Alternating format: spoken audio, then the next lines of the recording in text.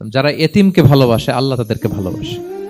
এবং আল্লাহর হাবিব সাল্লাল্লাহু আলাইহি ওয়াসাল্লাম বলতেন, আনা ওয়া কাফিলুল ইয়াতীমি ফিল জান্নাতি কাহাতাইন, আমি এবং এতিমের রক্ষণাবেক্ষণকারী এইভাবে প্রতিবেশীর মতো জান্নাতে থাকব। এই দুই আঙ্গুলের মাঝে যেমনি গ্যাপ নাই, আমার আর এতিমের রক্ষণাবেক্ষণকারী তার বাড়ির মাঝখানে কোনো গ্যাপ থাকবে না জান্নাতে।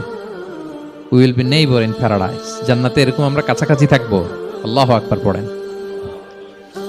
তাহলে এতিমের রক্ষণাবেক্ষণকারীকে আল্লাহ তাআলা ভালোবাসে। যারা এতিমকে পছন্দ করে না, এতিমকে তাড়িয়ে দেয়, তাদেরকে আল্লাহ পছন্দ করেন। আল্লাহ তাআলা বলেন, আরাআইতাল্লাযী ইউকাযযিবু বিদ্দীন ফাযালিকাল্লাযী ইয়াদউল ইয়াতীম। যারা আখিরাতকে অবিশ্বাস করে তারাই এতিমকে ঘাড় ধাক্কা দিয়ে তাড়িয়ে দেয়।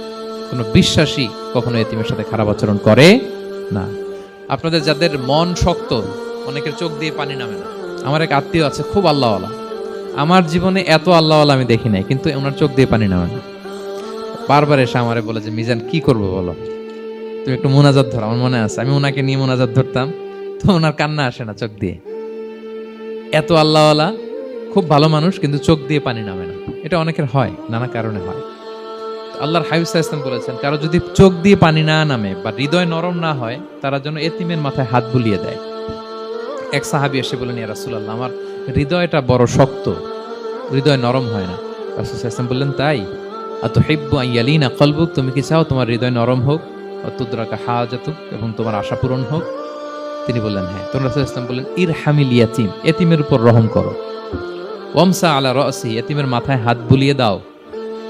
ওয়া আতইমহু মিন তুআমিক, তোমার খাবার এতিমকে খাওয়াও। তালিনু কলবুক, তোমার অন্তর নরম হবে। তুদরাকা হাজাতুক, তোমার ইচ্ছা পূরণ হবে। তাহলে হৃদয় যদি শক্ত থাকে, কার মাথায় হাত বুলাবেন?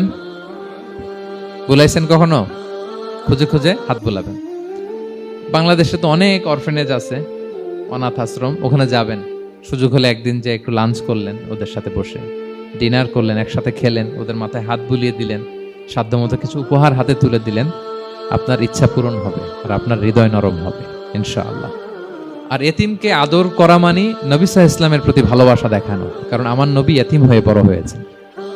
এতিমের প্রতি ভালোবাসা প্রকারান্তরে নবী সাল্লাল্লাহু আলাইহি ওয়াসাল্লামের প্রতি ভালোবাসা দেখানো হয়, কারণ আমার নবী এতিম হয়ে বড় হয়েছেন।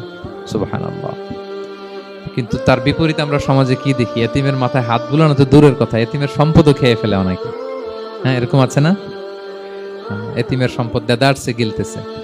কি যে আমাদের চিন্তাধারা! দেখবেন, যে লোকটা এতিমের সম্পদ গিলে, ওরা রোজা অবস্থায় এক ঢোক পানি গিলাতে পারবেন কিনা দেখেন। যে বলেন একটু পানি খান তো, খাবে না কেন? হারাম। তো ওই হারাম কিন্তু গিলতেছে ইচ্ছা মতো। রোজা অবস্থায় এক ফোঁটা আপনি পানি গিলাতে পারবেন না, কেন? হারাম। কিন্তু ওইদিকে ভাতিজার সম্পদ গিলতেছে দেদারসে। আল্লাহ বলেন, এটা ভাতিজার সম্পদ না, এটা তুমি জাহান্নামের আগুন পেটে ঢুকাচ্ছ।